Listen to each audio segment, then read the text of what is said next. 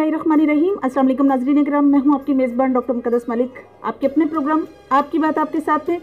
नाज़रीन किराम, इस वक्त हम मौजूद हैं फ़ख्र गुजरात और सपूत कोटला चौधरी शबीर अहमद साहब के साथ, जो साबिक MPA हैं। तो आइए नाज़रीन किराम, रमज़ानुल मुबारक के पुरनूर सातों में लॉकडाउन भी है और हालात भी कुछ इस तरह से हैं, गहमा गहमी ईद की भी है। देखते हैं कि चौधरी साहब क्या कहते हैं इस पर। तो आइए डिस्कस करते हैं उनसे और उनसे पूछते हैं कि चूंकि लॉकडाउन है तो लोगों को ईद की खुशियां किस तरह से मनानी चाहिए। अस्सलाम वालेकुम जी। जी बहुत शुक्रिया डॉक्टर साहबा, मैं बेहद मशहूर हूँ GM न्यूज़ का कि आपने मुझे इस बाबरकत महीने के अंदर लोगों से बात करने का मौका फराहम किया। देखिए, जहाँ तक लॉकडाउन का तल्लुक़ है, बिलाशुबा इस वक्त पूरी दुनिया जो है वो इस एक कुदरती आफत जो है उससे उसकी तकलीफ़ से गुज़र रही है, दो चार है। और आपने देखा जिस तरीके से कोविड की वजह से पूरी दुनिया की मईशत मुतासर हुई है, लोगों की ज़िंदगियाँ मुतासर हुई हैं। तो वो एक चीज़ ऐसी है जिसको हमें मानना पड़ेगा। और मैं समझता हूँ कि आज पाकिस्तान के अंदर आप देख लें, क्योंकि ये सियासत से बालातर है, ये जो चीज़ें हैं इन पे मैं समझता हूँ कि सियासत नहीं होनी चाहिए। एक ऐसी कुदरती आफत, मैं उसका ऐनी शाहिद हूँ जब ये इटली से इसका आगाज़ हुआ और बेशुमार आपने देखा चाइना से के बाद जब इटली के अंदर अमवात हुई जिस तरीके से, मैं उन दिनों में उधर था। तो वो एक ऐसे लम्हात थे जिसके अंदर मैंने इटालियंस को देखा है, जिस तरीके से उनकी परेशानी का आलम था और जो बेबसी का आलम था। और वो अपने पूरी दुनिया ने, इटालियन प्राइम मिनिस्टर जब मीडिया पे आए तो उनकी जब वो रो पड़े लिटरली, तो ये मैं समझता हूँ कि एक कुदरती आफत है। हुकूमत जो भी मेजर्स ले रही है वो आवाम की फलाह के लिए है। और मैं समझता हूँ कि देखिए, इससे हुकूमत की कॉम्पिटेंसी जो है वो भी ज़ाहिर होती है कि आप कितने कॉम्पिटेंट हैं और आप डिसीजन सही वक्त पे सही डिसीजन लेते हैं।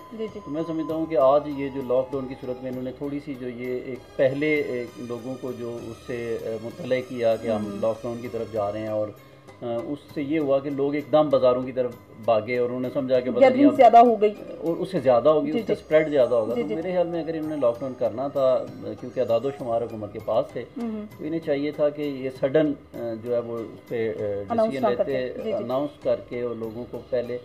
तो बहरहाल मेरी दुआ है कि अल्लाह ताला जो है वो इस महीने की बरकत से पूरी दुनिया के अंदर से इस वबा का खात्मा करे और ताकि लोग जो है हम बैक टू नॉर्मल जो है अपनी ज़िंदगी की तरफ आ सकें। बिल्कुल, thank you so much. Chaudhary साहब, जिस तरह से हालात हैं और कुछ लोग ऐसे हैं हमारे मशरे में जो बिल्कुल फ्रॉम हैंड टू माउथ रहते हैं और बड़ी मैं समझती हूँ कि बहुत मुश्किल से गुजारा करते हैं, ऐसे लोगों के लिए आप अपने जैसे मुहैयर हजरात को क्या मैसेज कन्वे करेंगे?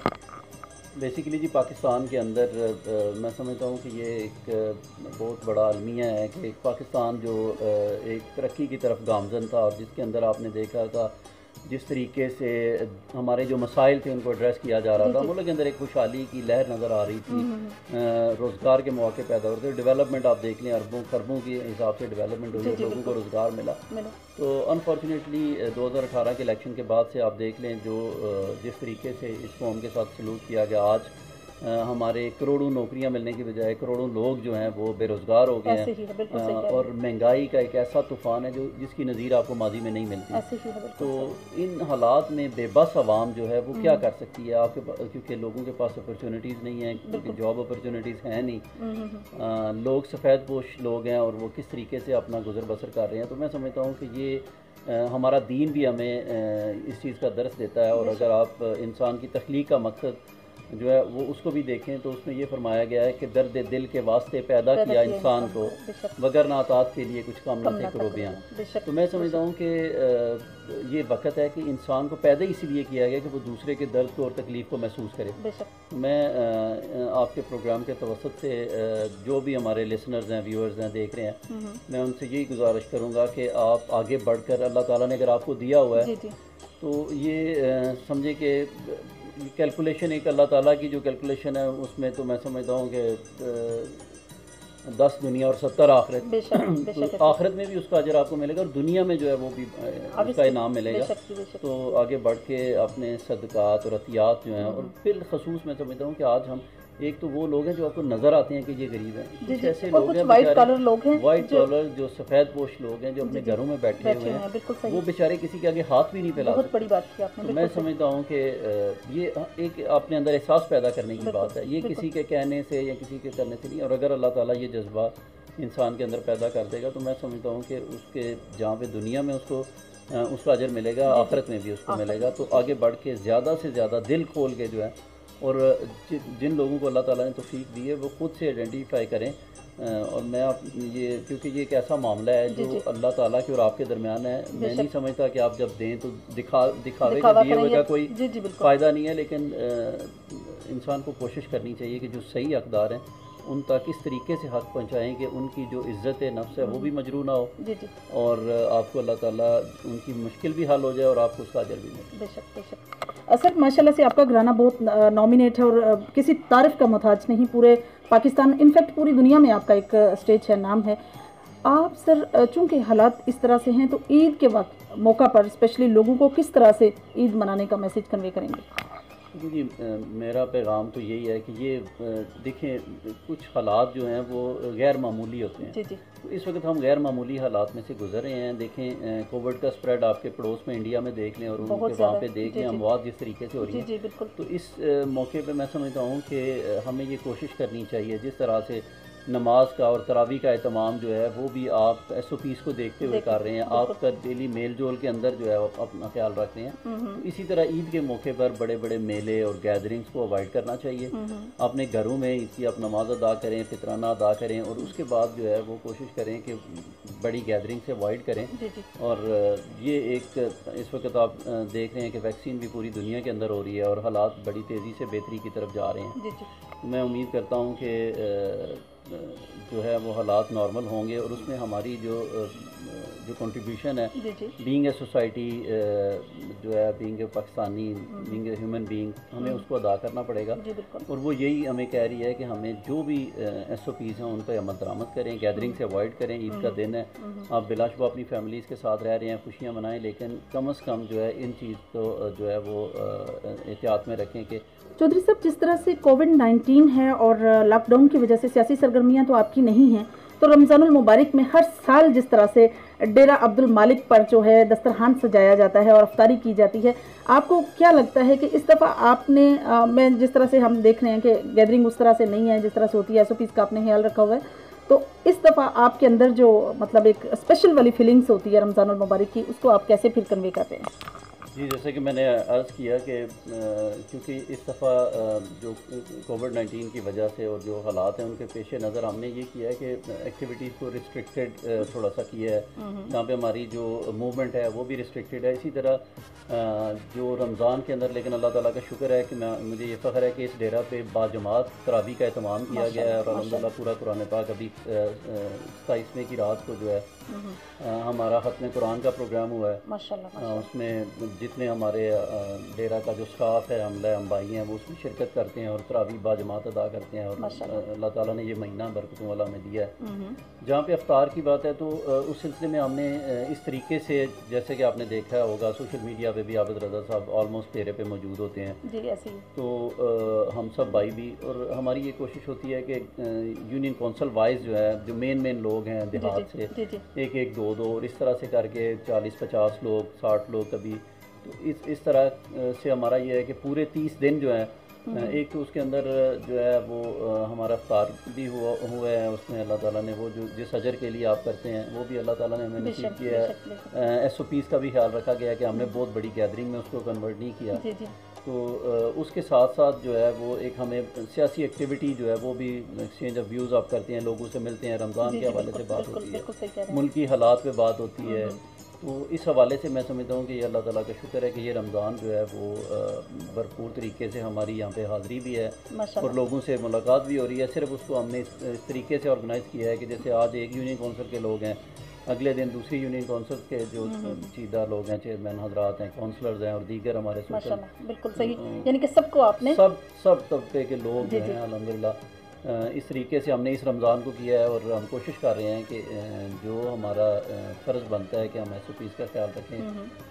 और इस कैंपेन के अंदर जो ज़ाहिर है हुकूमत वक़्त रन कर रही है और हम सोसाइटी पूरी उसमें से गुज़र रही है, तो हम सबको जो है ज़िम्मेदारी का सबूत भी देना चाहिए। तो इस हवाले से अल्लाह का शुक्र है कि अभी भी आप देखेंगे आज गुलियाना यूनियन कौंसल और यूनियन कौंसल बारवाल के कुछ लोग हैं वो इनवाइटेड हैं। इसी तरह हमने कैटेगरीज़ में लोगों को जो है बुला के तो वो किया और अल्हम्दुलिल्लाह अभी भी ये सिलसिला इंशाअल्लाह ताला रमज़ान के बाद हम देखेंगे कोरोना की जो भी सूरत उसके पेश नज़र जो है वो फिर अपनी सियासी एक्टिविटीज़ जो है उनको शुरू करें। सही सर, बनता तो नहीं है लेकिन मैं छोटा सा एक क्वेश्चन आपसे सियासत के बारे में भी कर लेती हूँ। ऑब्वियसली सियासी बंदे से अगर सियासी बात ना हो तो मज़ा नहीं आता ज़रा। तो आप मुझे ये बताइए कि वैसे तो हम सबको दिख रहा है, हम सब इसी मशरे का हिस्सा हैं, हालात जैसे भी हैं हमारे ज़ेरे नज़र हैं, बल्कि मैं समझ रही हूँ कि हमारे एक्सपीरियंस में आ गई ये सारी चीज़ें। तो व्हाट्स डिफरेंसेस बिटवीन कि जिस तरह से नवाज शरीफ साहब की हुकूमत थी या पहले हुकूमत बाकी थी, पीपल्स पार्टी की हुकूमत थी, और अभी जो नया चेंज आया है इसमें आपको डिफरेंस क्या नज़र आ रहा है आपके सियासी नुक्ता नज़र से? पूछिए। मैं शॉर्टली इस पर कहूँगा, देखिए अब तो ये चीज़ें कोई बराज नहीं रही। अब आप मोबाइल पकड़ते हैं सारा दिन, कोई यूट्यूब पर लगा हुआ है, किसी सोशल मीडिया के जितने भी प्लेटफॉर्म्स हैं वहाँ से लोगों को प्रोग्राम्स हैं, अवेयरनेस है। देखिए एक चीज़ तो तय है कि जो गवर्नेंस 2013 से 2018 की, क्योंकि मैं उसका आई विटनेस हूँ, मैं उस सिस्टम के अंदर था, मैंने प्रोविंशियल असम्बली में मैं ख़ुद था, MNA की सीट जावेद रज़ा साहब की जिम्मेदारियाँ भी किसी हद तक डिपार्टमेंटल लेवल पे मैं वो करता था, डेवलपमेंट स्कीम्स को फॉलो करना, डिस्ट्रिक्ट एडमिनिस्ट्रेशन प्रोविंशियल एडमिनिस्ट्रेशन को डील करना। और उसके साथ साथ फिर बाद में आपने देखा कि जब हम डिस्ट्रिक्ट काउंसिल के मेरे भाई चौधरी मोहम्मद अली तनवीर साहब चेयरमैन बने, लोकल बॉडीज़ को भी मैंने डील किया बड़ा करीब से। देखिए पाकिस्तान 2013 से 2018 का जो पाकिस्तान है उसकी आपको मिसाल नहीं मिलती माजी के अंदर। बिल्कुल सही। आपको 18 घंटे की 20 घंटे की लोड शेडिंग विरसे में मिली थी, कराची की बदअमनी थी, लॉ एंड ऑर्डर की सूरत हाल आपके सामने थी, दहशत गर्दी की जो वेव थी पाकिस्तान के अंदर वो माशी हालात आपके सामने थे। तो मुझे ये फ़ख्र है कहते हुए कि मियां नवाज शरीफ और उनकी टीम ने कोई बुलंदोबांग दावे नहीं किए गए, हम नया पाकिस्तान बना देंगे, हम ये कर देंगे। देखिए वो पाकिस्तान जो 18-20 घंटे की लोड शेडिंग में डूबा हुआ था, ना सिर्फ वो रोशनियाँ बहाल हुई, आपने देखा जिस तरह के मेगा प्रोजेक्ट पावर जनरेशन के पाकिस्तान के अंदर लगे, और 1 मेगावाट बिजली पैदा करने पे कितना टाइम और कितना सरमाया लगता है, वो आप लोगों ने देखा कि इतने शॉर्ट टाइम के अंदर जिस तरीके से मैनेज किया, इंडस्ट्री को मैनेज किया गया। और हमारी वो इंडस्ट्री जो पाकिस्तान से बाहर जा चुकी थी, आप फैसलाबाद की टेक्सटाइल इंडस्ट्री बांग्लादेश के अंदर थी, उसको वापस लाया गया। तो मैं समझता हूँ कि पूरे पाकिस्तान के अंदर मोटरवेज बने, बेशुमार चीज़ें लॉ एंड ऑर्डर के हवाले से रोडों की कंस्ट्रक्शन जो है वो बिल्कुल कारपेट रोड बने। देखें जी कारपेट रोड बने हैं, अभी बड़े मेगा प्रोजेक्ट्स हैं, मैं उनको गिनवाना शुरू करूँ तो उस पर एक प्रोग्राम चाहिए होगा। लेकिन एक चीज़ जो थी कि मुल्क के अंदर कम अज़ कम इदारे अपना काम कर रहे थे, पुलिस जो थी वो बिल्कुल आज देखिए ना, हमें तो ये कहा गया था कि एक नया पाकिस्तान बनेगा जिसके अंदर पॉलिटिकल इंटरफेरेंस नहीं होगी इदारों के अंदर, हम ये कर देंगे, हम पुलिस के ज़रिए नहीं करेंगे, हम इलेक्शन को चोरी नहीं करेंगे, ये होगा। इलेक्शन रिफॉर्म्स की बात हुई थी, वो रिफॉर्म्स इन्होंने किए हैं कि आप डस्का के इलेक्शन देखें। मैं समझता हूँ कि ये बहुत बड़ा जुल्म किया गया पाकिस्तान के साथ, और एक ऐसा पाकिस्तान जिसके माजी के साथ आप उसका कंपैरिजन नहीं कर सकते। देखिए मैं इस मौके पे ओवरसीज़ का भी जिक्र करना चाहता हूँ। देखिए 2013 से पहले की बात की जाए तो ओवरसीज़ पाकिस्तानी की जिस हुकूमत ने भी बात की है और आज तक जो कर रहे हैं कि वो कहते हैं कि मईशत के अंदर एक बहुत बड़ा रोल है ओवरसीज़ पाकिस्तानियों का, क्योंकि मतलब फॉरेन रेमिटेंसेस की वजह से हमारी इकॉनमी आज अपने पाँव पे खड़ी है। बिल्कुल सही। तो उसका जिक्र भी होता है और बातें भी की जाती हैं, लेकिन आज तक हकीकी मानों में उस तरह से ओवरसीज़ के लिए कुछ हुआ नहीं था। लेकिन मुझे ये फ़ख्र है कि 2013 के बाद हमारी गवर्नमेंट में OPC जो है ओवरसीज़ पाकिस्तानी कमीशन पंजाब का क़याम अमल में लाया गया, और एक ऐसा कमीशन इनेक्ट किया गया जो इतना पावरफुल था, और उसने हज़ारों लोगों को जो है ओवरसीज़ पाकिस्तानियों को जो है वो उस कमीशन से मुस्तफ़ीद हुए, लोगों के मसाइल हल हुए, और एक बड़ा आउट क्लास एक सिस्टम जो है वो हमने वज़ा किया था कि कोई भी ओवरसीज़ पाकिस्तानी है उसको किसी सिफारिश की ज़रूरत नहीं है, वो हमारी वेबसाइट पर जाए, अपनी कंप्लेंट लॉन्च करे, कंप्लेंट को ओवरसीज़ कमीशन का स्टाफ यूँ समझिए कि अलग से एक मिनिस्ट्री ओवरसीज़ पाकिस्तानियों के लिए बनाई गई।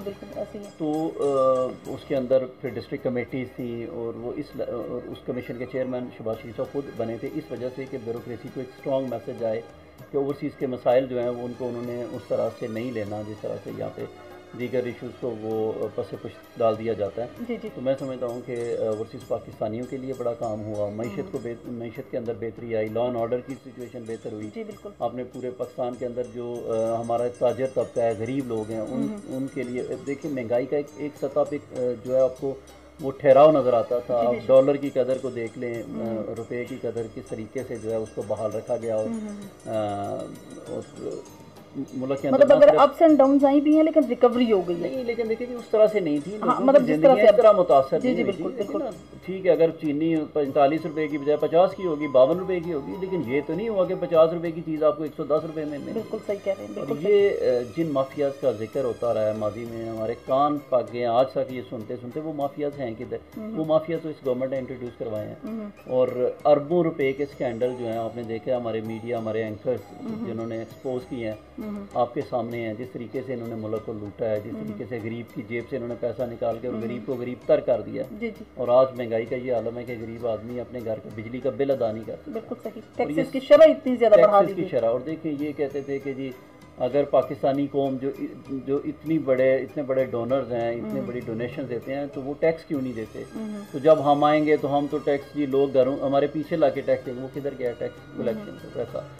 ये कहते थे कि अरबों खरबों की जो है वो डेली मनी लॉन्ड्रिंग होती है, वो भी रुकी हुई है इतने सालों से। वो पैसा किधर जा रहा है? वो सेविंग कहाँ गई? मेरी अर्ज़ में जी ये इस मुल्क के साथ बहुत बड़ा खिलवाड़ हुआ है। और 2018 का इलेक्शन पूरी दुनिया को पता है। अब तो हर एक आदमी की, आप किसी गरीब से भी पूछेंगे उसको भी पता है कि इमरान खान जो है वो कुछ भी नहीं है, इसको लाने वाले हैं। और मैं समझता हूँ कि आज जो एक तब्दीली की हवा चल पड़ी है वो ये है कि अब लोगों की बर्दाश्त से बाहर चीज़ें हो रही हैं। 22 करोड़ आवाम का मुल्क है और आपने लोगों को आज हम जिस दौर में से गुजर रहे हैं, आपने फिर चीनी की लाइनों में हमारी माँ बहनों बेटियों को लगा दिया। 1 किलो चीनी के लिए बेचारे लोग लाइनों में लगे। कौन सी वो रिफॉर्म्स थी जो पुलिस के अंदर आप लाना है? थानों के अंदर मंडियाँ लगी हुई हैं, झूठे मुकदमात बनवाएं, आप मुकदमात ख़त्म करवाएं। आज हमारी अदलिया की हालत आपके सामने है। तो मैं समझता हूँ कि पूरे मुल्क के अंदर ये जो जिस तकलीफ़ से और परेशानी से पूरी पाकिस्तानी कौम गुजर रही है, अब वो जो पाकिस्तान के वारिस अपने आप को समझते हैं, मालिक समझते हैं, उनको ये महसूस कर लेना चाहिए कि इससे ज़्यादा आप लोगों की बर्दाश्त नहीं है। और जब आप किसी को दीवार के साथ लगाते हैं और उसके आगे फिर और कोई रास्ता नहीं रहता, तो वो फिर आपकी तरफ पीछे पलटता है। तो ये कौम जो है ये बिल्कुल, हम क्योंकि ग्रास रूट लेवल पे हम इन लोगों के अंदर रह रहे हैं, हम डिफेंस में या कहीं जाके इस्लामाबाद के अंदर नहीं रह रहे, इन लोगों के अंदर है और लोगों को करीब से महसूस करते हैं, इनके हालात को देख रहे हैं, मुश्किलात को हम महसूस कर रहे हैं। तो ये लोग अब बिल्कुल जो है वो अपने एक इंतहा पे पहुंच चुके हैं और थक चुके हैं। और अब जो है वो मेरे ख्याल में हुकूमत वक्त को जो है वो और उन ताकतों को सोचना पड़ेगा। और जब तक देखें फैसला आवाम को, मियां नवाज शरीफ का जो बयानिया है आज वो पूरी पाकिस्तानी कौम का बयानिया है, वो पश्तूनों का बयानिया बन चुका है, सिंधी का है, पंजाबी का है, बलोच का है, वो पूरी पाकिस्तानी कौम का बयानिया है कि वोट को इज्जत दो। उसके अंदर सारे मसाइल बयान। और ये सर मैं समझती हूँ कि आपकी बात काट रही हूँ, सॉरी। इसकी सबसे बड़ी ये भी है कि 11 जो है ज़िमनी इलेक्शन में 11 सीटों पर जो है मुसलसल हुकूमत का ही हार जाना, ये इसी बात का एक मुंह बोलता सबूत है कि इनके मामलात या हालात जो हैं खुद के क्रिएट किए गए। बिल्कुल ऐसे ही है, बिल्कुल ऐसे ही है। अवामी मूड जो है वो इनको नज़र आ रहा है। अब ये एक झूठी तसल्लियाँ कि जी आज वो सऊदी अरब चलेंगे, उन्होंने पता नहीं क्या हम पे नजर करम कर दी है, कितना हमें सदका खैरात का पैसा दे दिया है कि जिससे मुल्क की माइशत पाँव पे खड़ी हुई। ऐसे नहीं होता। देखिए मुल्क चलाना ये अगर इतना ही आसान होता, देखिए इन कुव्वतों ने करके देख लिया है। आज मुल्क की माइशत का जो हालत हो चुकी है, और अवामी राय आमा की वो बात करते थे, लोगों को कहते ये फ़लाँ चोर है, आज लोगों को हकीकी मानों में पता चल चुका है कि कौन चोर है। और आज लोग वाकई वापस पलट के मुस्लिम लीग नून की तरफ देख रहे हैं। और तमाम ज़िमनी इलेक्शन के नताइज जो हैं, तमाम धांधली के बावजूद, और वो जो टेक्निकलिटीज़ होती हैं इलेक्शन चुराने की, उनको जिस तरीके से इन्होंने मैनिपुलेट किया है इलेक्शन को, इसके बावजूद इनको शिकस्त हुई है। तो ये इस चीज़ का सबूत है कि अवाम के अंदर जो है वो एक बेचैनी और तड़प है, और अवाम को पता चल चुका है कि अवाम ने तब्दीली देख ली है। और इस तब्दीली से अब पूरी पाकिस्तानी कौम जो है उसका दिल भर गया, और वो इसको आगे मज़ीद नहीं देखना चाहते हैं।